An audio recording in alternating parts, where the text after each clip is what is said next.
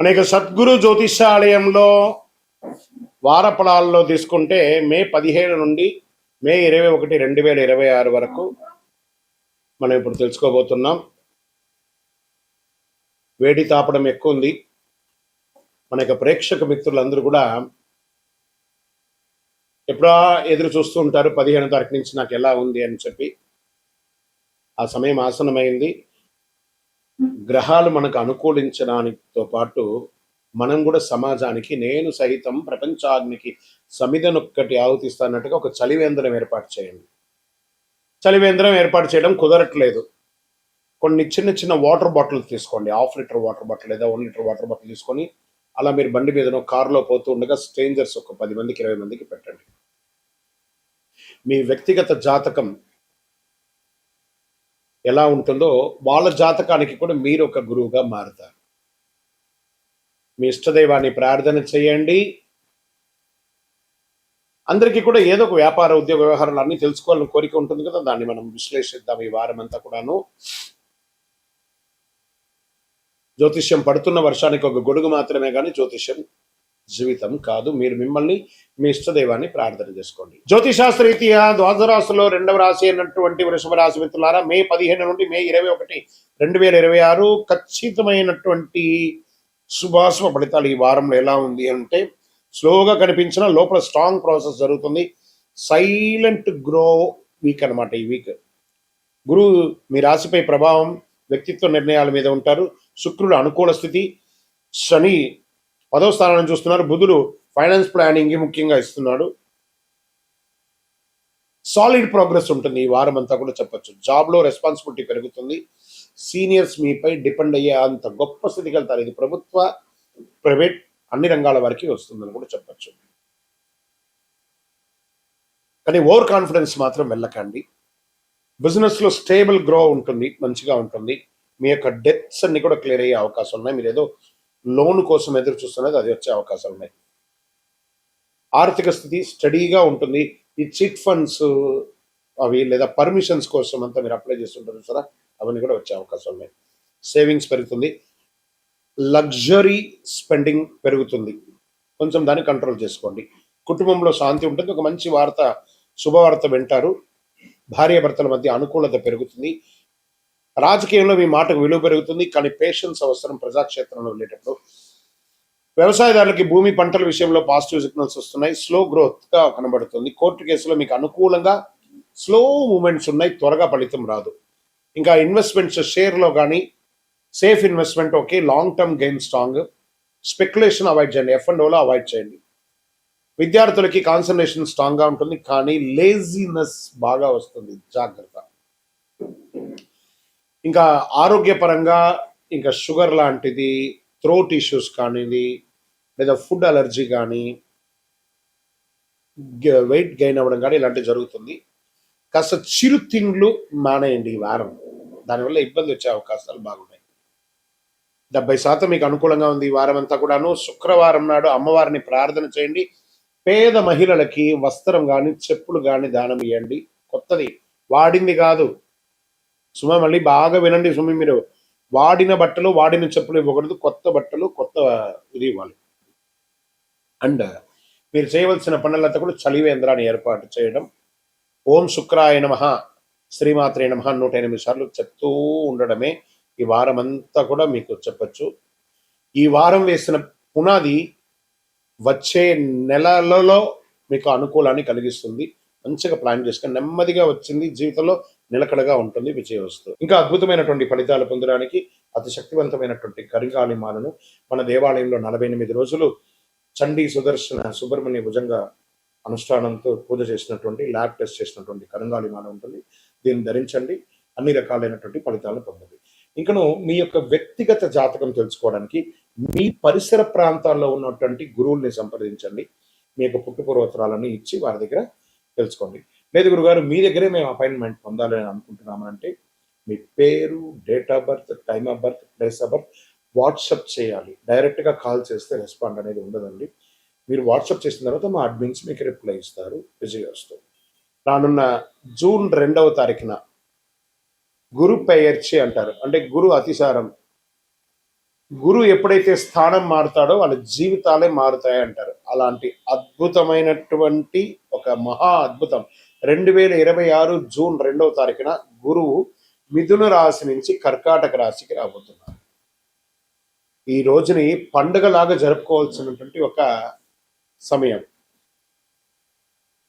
అందరూ ప్రజలంతా కూడా సుఖ సంతోషాలతో ఫలితాలు కలిగే ఒక అద్భుతమైనటువంటి నిజం అన్నమాట ఈ యొక్క అతిసారం.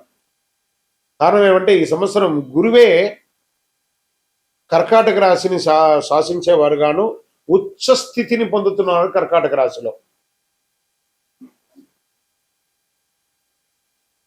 సరే, ఉచ్చ స్థితి పొందినటువంటి గురువు ఏం చేస్తాడు?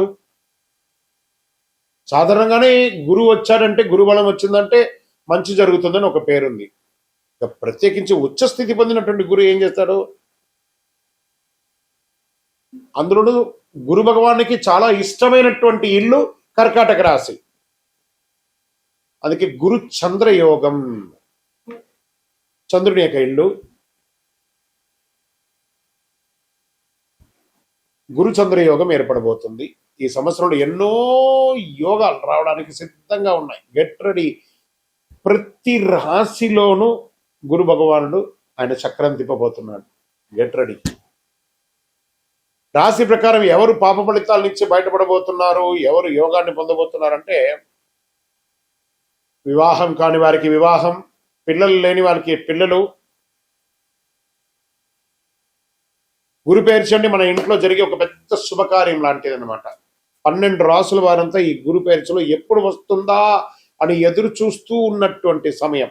గురు పేర్చి అనేది గురు అతిసారం స్థానం మారే యొక్క అద్భుతమైనటువంటిది. 12 రాసుల వారంతా కూడా ఈ జ్యోతిష్ శాస్త్రంలో గురుబలం ఎప్పుడు వస్తుందయ్యా, మా అమ్మాయికి పెళ్లి చేయాలి, గురుబలం ఎప్పుడు వస్తుందండి, మా కుటుంబంలో సంతాన యోగం కావాలి, గురుబలం ఎప్పుడు వస్తుందండి, వ్యాపార ఉద్యోగం బాగుండాలి అని అడుగుతూ ఉంటారు ప్రతి ఒక్కళ్ళు కూడా. జ్యోతిష్ శాస్త్రంలో వచ్చేసింది ఆ సమయం.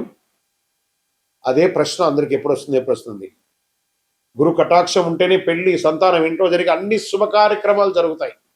గురు భగవానుడు ఏం చేస్తారంటే ప్రతి సంవత్సరం ఒక రాశిలో ఒక సంవత్సరాన్ని గడుపుతాడు. 1 సంవత్సర కాలం గడుపుతాడు ఒక్కొక్క రాశిలోనూ.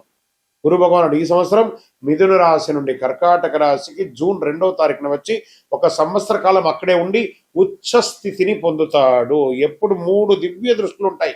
ఎప్పుడు కూడా గురువుకి 3 దివ్య దృష్టిలు ఉంటాయి. గురు విషయానికి వస్తే ప్రత్యేకంగా చెప్పాలంటే మకర యాళి, కర్కాటక యాళి అని అంటారు. ఈ మకర యాళి అంటే వేదాలను దాచిపెట్టినటువంటి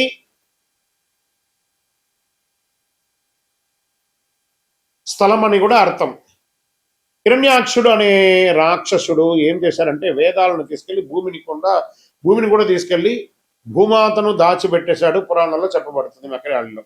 ఆ వేదాలను దాచిన స్థలాన్ని మకరయాళి అని, వేదాలను వెలుగులోకి తీసుకొచ్చినటువంటి దాన్ని కర్కాటక యాళి అని అంటారు. అదే కర్కాటక రాశి. అందులోనే గురు భగవానుడు ఇప్పుడు రాబోతున్నాడు. అంటే ఏదైతే నష్టం ఉందో దాన్ని బయటకు తీసుకొచ్చేది ఎవరైనా ఉన్నారంటే అది కర్కాటక రాశి. ఆ కర్కాటక రాశిలోని గురు భగవానుడు రాబోతున్నాడు. అలాంటి కర్కాటక రాశి గురువు ఉచ్చస్థితి పొందినప్పుడు ఏమవుతుందంటే, జ్యోతిషాస్త్రంలో ఉచ్చస్థితి పొందడం కూడా ఇదే మొదటిసారి కర్కాటకంలో. అది చంద్రుని ఇల్లు. దాన్ని గురుచంద్ర యోగం కూడా అంటారు. దీంట్లో 5వ దృష్టి వృశ్చిక రాశిని చూస్తున్నాడు. ఇక్కడ చెప్తున్నాడు మళ్ళీ, నా హృదయంలో ఎడమ వైపు ఉన్నటువంటి వృశ్చిక రాశి మిత్రులారా, దిస్ ఈస్ ఫార్ యూ. 5లో గురువు వచ్చాడంటే ఇంకా యోగమే. యోగం అంటే యోగమే. ఇదేంది గురుగారు మీరేమో వృశ్చిక రాశికి చాలా బాగుంది అంటారు, మరి మాకేం కనబడట్లేదు. ప్రయత్నం చేయండి. జూన్ 2 తర్వాత చూడండి, పట్టిందల్లా బంగారం. జాక్పాట్. ఈ ప్రపంచంలో ఎవరైనా వృశ్చిక రాశి వాళ్ళు ఉన్నారంటే వాళ్ళు నా దగ్గర జాతకం చెప్పించుకోవాలి. అంత యోగం జరగబోతుంది. 5లో గురువు మీ జీవితంలో ఒక్కసారి వస్తున్నాడు. ఇక్కడ ఆయనకు 3 చూపులు ఉన్నాయి. 5, 7, 9. 5వది యోగ దృష్టి, 7వది కళత్ర దృష్టి, 9వది భాగ్య దృష్టి అంటారు. ఇప్పుడు గురువు 5వ స్థానంలో వృశ్చిక రాశిని చూడగా అది కుజుని రాశి కాబట్టి కుజునిపై గురువు దృష్టి పడినప్పుడు దానికి గురుమంగళ యోగం. వృశ్చిక రాశికి ఏమొస్తుంది? గురుమంగళ యోగం అనే ఒక యోగం కూడా రాబోతుంది. ఓకే, ఈ సంవత్సరం ఆశ్వీజ మాసంలో కుజుడు కర్కాటకంలో నీచ స్థితిని పొందుతున్నాడు.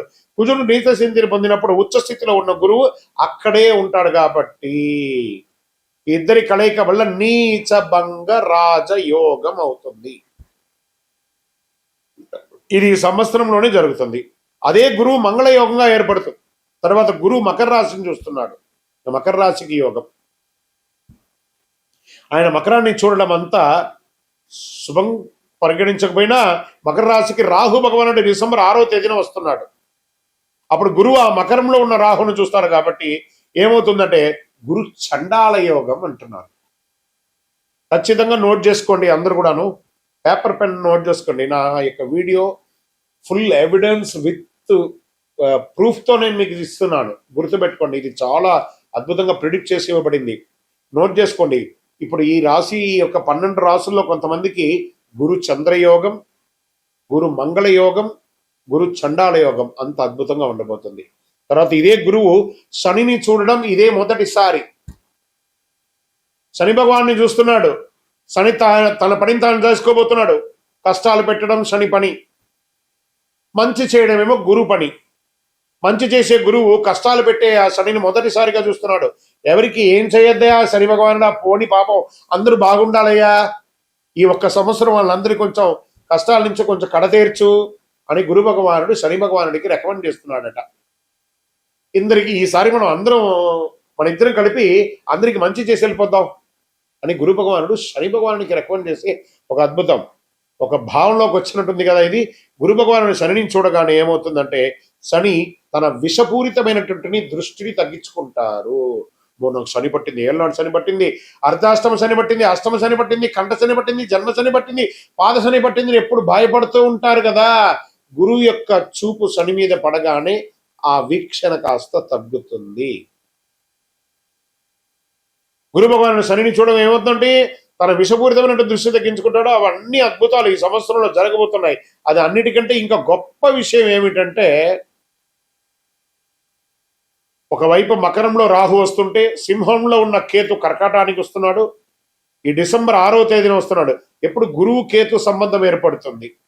గురుకేతు సంబంధం అంటే ఏంటి? కోటీశ్వర యోగం అంటారు.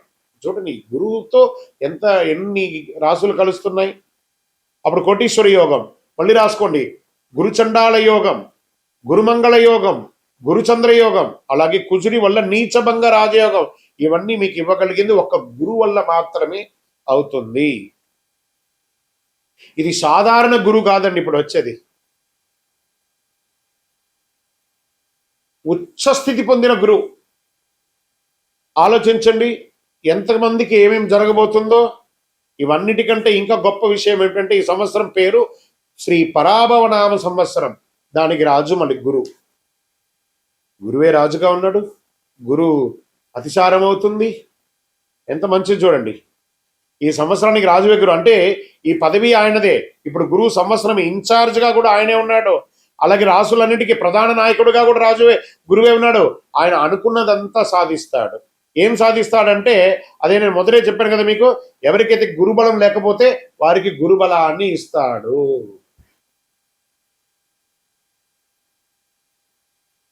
పెళ్లి సంతానం ఆగిపోయి ఉంటుంది కదా, ఉద్యోగాలు ఆగిపోయి ఉంటుంది కదా, వాటి అన్నింటినీ కూడా క్లియర్ చేస్తాడు. బంగారు వర్షం లాగా కురిపిస్తాడండి. ఇది ఎలా ఉంటుందంటే మేషరాశి వారికి ఏళ్ళనాటి శని ఉంది, కుంభరాశి వారికి కుంభరాశి వారికి ఏళ్ళనాటి శని, మీనరాశి వారికి ఏళ్ళనాటి శని, సింహరాశి వారికి అష్టమ శని, ధనుసు రాశి వారికి అర్ధాష్టమ శని. ఒక శుభవార్త రాసుకోండి. ఈ శని మీద బాధపడుతున్న వాళ్ళకి అందరికి శుభవార్త. ఎందుకలా చెప్తున్నా అంటే వారిపై ఉన్న శని ప్రభావం తగ్గిపోతుంది. కుంభరాశి వారు తమ పాద శని దశగా న్యాయంగా అనుభవించాల్సిందే కదా, అది ఎస్కేప్. జన్మ శనిని మీనరాశి వారు అనుభవించాల్సిందే కదా, అది కూడా ఉండదు. కానీ గురు దృష్టి పడితే అది క్లియర్ అయ్యి వారికి దాదాపు రానున్న 2.5 సంవత్సరాలు ఉపశమనం అని చెప్పచ్చు. ఇది ఎంత అద్భుతం. అర్ధాష్టమ శని ఉన్నటువంటి సింహానికి, అష్టమ శని ఉన్న సింహానికి, అర్ధాష్టమ శని ఉన్నటువంటి ధనుసుకి,